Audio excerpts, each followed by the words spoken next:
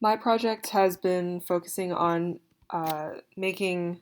the source codes of websites more accessible and useful to learners, with a specific focus on comparing implementations of similar components across websites.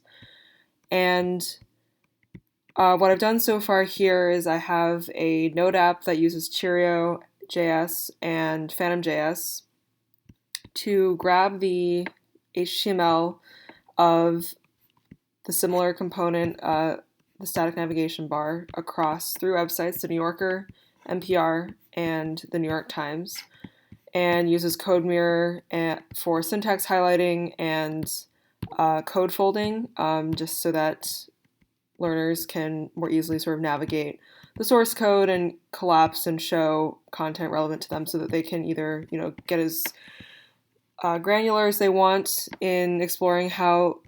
every element is implemented, or if they just want a more high level structure of what sort of containers to use, what sort of naming conventions, etc. And Phantom.js returns just a screen grab of the loaded web page, so that users can also see just what the common component looks like across all these different sites.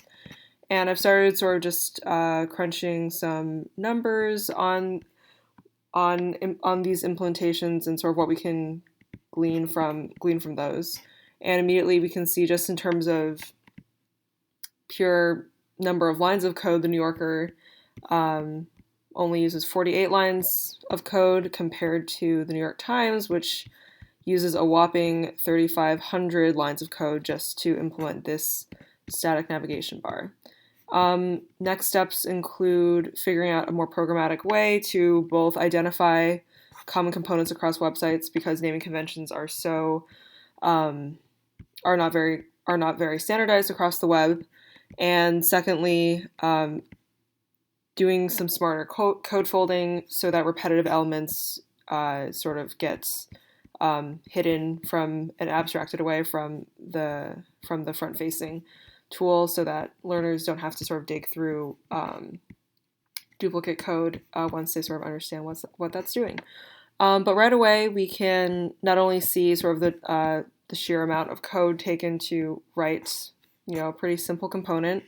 but also just comparing implementations. So the New Yorker uses an unordered list,